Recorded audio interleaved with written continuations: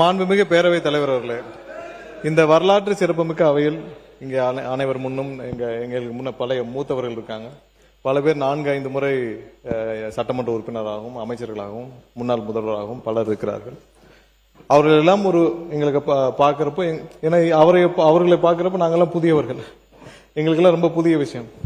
அவையும் புதுசு, எல்லாம் புதுசு, மானிய கோரிக்கை புதுசு, சட்டமன்றம் புதுசு, அமைச்சர் புதுசு, எல்லாமே புதுசு, எல்லாமே புதியதாக இருந்தாலும், ஆனால் நாங்கள் கடந்த 3 வருடங்களாக நானும் சரி, நம்முடைய பொதுப்பணித்துறை அமைச்சர் சகோதரர் ஆதவர்ஜனாவும் சரி, எங்களுடைய நீர்வளத்துறை பாசன அமைச்சர் அண்ணன் ஆனந்தாவெல்லாம் சரி, கடந்த 3 வருடங்களாக ஒவ்வொரு கட்டத்தையும் கடுமையாக கடந்து வந்தோம். ஒவ்வொரு நாளும் பார்த்தீங்கன்னா எதுவும் ஒரு மிகப்பெரிய மாநாடு மதுரையில் நடத்தியிருப்போம். ஆனா அந்த மாநாடுடைய வெற்றியை கூட சுவாசிக்க முடியாது. அடுத்த நாளே வேலைக்கு உட்காந்துருவோம், அடுத்த பிரச்சனை வந்துடும், அடுத்த வேலைக்கு வந்துடும், அடுத்த நாளே அடுத்த வேலையை ஆரம்பிச்சு அடுத்த நேரத்தை நோக்கி ஓடிட்டு இருப்போம். அடுத்து பாத்தீங்கன்னா இன்னொரு பெரிய மாநாட ஒரு பெரிய கூட்டங்களும் நடத்தி முடிச்சிருப்போம். அப்படி ஒவ்வொரு நிகழ்வாக முடிச்சு அதே மாதிரிதான் நாங்க எலெக்ஷனையும் முடிச்சோம். தேர்தலும் அதே போலதான் ஒரு நாள் முடிச்சு கவுண்டிங் முடிச்சு எல்லாரும் ஜெயிச்சு முடிச்ச பிறகு அந்த வெற்றியும் சுவாசிக்க முடியவில்லை. முடிச்ச ஒரு வாரம் உங்களுக்கு தெரியும் எவ்வளவு கஷ்டப்பட்டு நம்ம ஒவ்வொரு நாளும் இதை கடந்து இந்த ஆட்சி அமைக்கப்பட்டது. ஆட்சி அமைத்த பிறகு அமைச்சர்களாகி அதே மாதிரிதான் அந்த அமைச்சரான ஒரு எண்ணம் கூட வராமல் எல்லாரும் அதே மாதிரியான பணியாற்றி இருக்கணும். ஒவ்வொரு எங்க இருக்கிற எல்லாரும் அப்படிதான், எல்லாரும் யாரும் அமைச்சராக வந்தோம் இல்ல அப்படின்லாம் இல்ல, எல்லாரும் ஒவ்வொரு நாளும் எப்படி பணியாற்றிட்டு இருந்தோம், முன்னாடி எப்படி மக்கள் இயக்கத்தில் இருந்தாங்களோ, முன்னாடி எப்படி இருந்தாங்களோ அதே மாதிரிதான் இப்பவும் பணியாற்றிட்டு இருக்காங்க. அதே மாதிரிதான் இப்பவும் ஒவ்வொரு நாளும் மக்கள் பணி எப்படி செஞ்சிட்டு இருந்தாங்களோ, இல்ல மக்களுக்காக எப்படி செயல்பட்டு இருந்தாங்களோ அதே மாதிரிதான் இப்பயும் செயல்பட்டு இருக்காங்க. யாருக்கும் ஒன்னும் பெருசா நாங்களும் பெருசா ஒன்னும் அமைச்சர்கள் ஒரு எண்ணமும் மனதுல இல்ல இதை நாங்கள் நிரந்தரமாக இதில் இருக்க போறோம் இல்ல, நாங்கள் என்னக்கே மக்கள் பணி செய்யறோம் அதே மாதிரி செஞ்சுட்டு இருப்போம். அப்பதான் எனக்கு ஒரு போன் கால் வந்தது. ஒரு நம்ம மூத்த ஒரு தலைவர், நம்ம மதிக்கக்கூடிய ஒருவர், அவர் போன்ல பேசினதை நாங்க அவர் பேரை குறிப்பிடலாமல் தெரியல, அதனால அவர் பேரை தவிர்த்து விட்டு பெரிய பார்லிமெண்டரியன், பல காலங்களாக ஒரு 40-50 ஆண்டுகளாக திராவிட அரசியல் ஊறி வந்தவர், ஒரு தனி கட்சியின் தலைவர். அவருக்கு அனுப்பிச்சு கேட்டாரு, தம்பி நீங்க உஸ்லம்பட்டியா அப்படின்னாரு. ஆமாண்ணே உஸ்லம்பட்டிண்ணா அப்படின்னு. ரொம்ப பெரிய விஷயம்ப்பா, அதாவது குற்ற பரம்பரையின் ஒரு கொடூரமான சட்டத்தால் கடுமையாக பாதிக்கப்பட்ட ஒரு சமூகத்திலிருந்து உன்னை சட்டத்துறை அமைச்சராக்கி இருக்கிறார் உங்களுடைய முதல்வர்.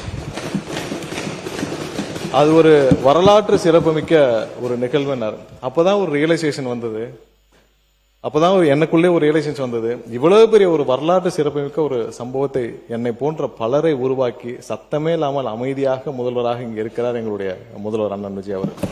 எங்களை மாதிரி பலர், ஏன்னா நாங்கெல்லாம் எந்தவித பெரிய பணபலமும் கிடையாது, எந்தவித பெரிய பின்புலமும் கிடையாது, அரசியல் பின்புலமும் கிடையாது, பெரிய பணபலமும் கிடையாது, 3-4 தலைமுறை அரசியல்வாதிகளும் கிடையாது. எங்களை மாதிரி பலரை உருவாக்கி பலரை அமைச்சராக்கி பல நடக்க முடியாத விஷயங்களை செய்து காட்டிய ஒரே ஒருவர் எங்களுடைய முதல்வர் அண்ணன் விஜய் அவர்கள் தான். ஏன்னா அவருக்கும் மக்களுக்கும் அவருக்கு 2 பேருக்கும் உள்ள கனெக்ட் யாருக்கும் இதுவரை எங்களோட அரசியல் வாழ்க்கையில் யாரும் பார்க்காத ஒன்று. ஏன்னா அவரோட டிராவல் பண்ண ஒவ்வொரு நாளும் பாக்குறோம், மக்கள் அவரோட இருக்கிற ஒரு கனெக்டும் மக்கள் தலைவர் மீது வச்ச கனெக்டும் வேற இல்லை. ஸோ அதையெல்லாம் பார்த்து அவரோட டிராவல் பண்ண என்னை மாதிரி ஒரு உஸ்லம்பட்டின்னு ஒரு கடைக்கோடி ஒரு ஆதி கிராமத்திலிருந்து வந்த என்னை இங்கே சட்டத்துறை அமைச்சராக்கி, இங்கே மின்சாரத்துறை அமைச்சராக்கி, மேலும் பல துறைகளுக்கு அமைச்சராக்கி என்னை இங்கே பணியாற்ற வைத்த என்னுடைய தலைவருக்கு அண்ணன் விஜய் அவர்களுக்கு, தமிழக முதல்வர் அவர்களுக்கு என்னுடைய வணக்கத்தை தெரிவித்துக் கொள்கிறேன். அடுத்ததா திருப்பூர் தொகுதி, எலெக்ஷனுக்கு எல்லாரும் தயாராகிட்டு இருக்க சூழ்நிலையில எல்லாருக்கும் எந்தெந்த தொகுதின்லாம் பெருசா முடிவு பண்ணல. கடைசி நேரத்தில் நம்மளுடைய சபாநாயகர் ஒருத்தர் கடைசி நேரத்தில் தான் எல்லாருக்கும், ஏன்னா எங்கேயுமே இந்த தொகுதிக்கு இந்த கம்யூனிட்டியில போடணும், இந்த அடிப்படையில போடணும் அப்படிலாம் எதுவுமே இல்லை. இங்க நடந்த ஒவ்வொரு வாக்குகளும், இங்க விழுந்த ஒவ்வொரு வாக்குகளும் எங்களுடைய தலைவர் அண்ணன் விஜய் அவர்களுக்கு முதல்வருக்காக மட்டும்தான், அது எந்த மாற்றுக்கட்டும்.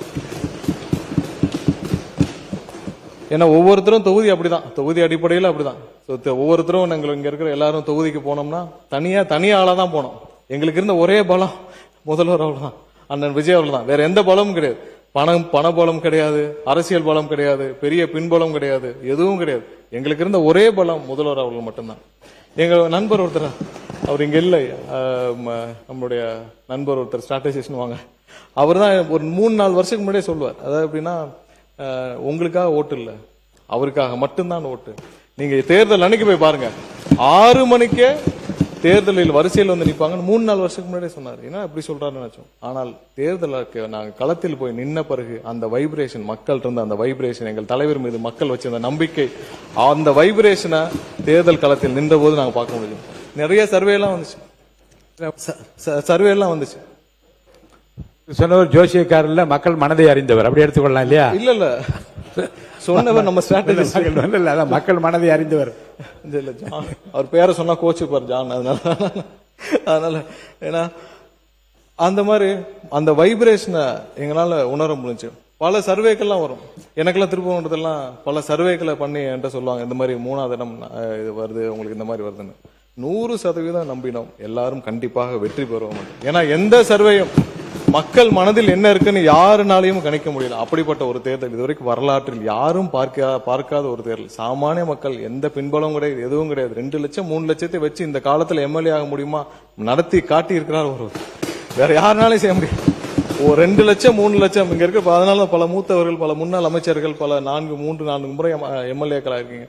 எல்லாருக்கும் தெரியும் 2 லட்சம் 3 லட்சம் வச்சு இன்னைக்கு ஒருத்தர் எம்எல்ஏ ஆக முடியுமா, ஒருத்தர் அமைச்சராக முடியுமா, ஒருத்தர் ஆட்சி அமைக்க முடியுமா? மொத்த கட்சி செலவே அதிகபட்சம் பாத்தீங்கன்னா மொத்த எம்எல்ஏக்கள் செலவு 2-3 கோடி தாண்டி இருக்கு. அவ்வளவுதான் இங்க எல்லாரும் பண்றது.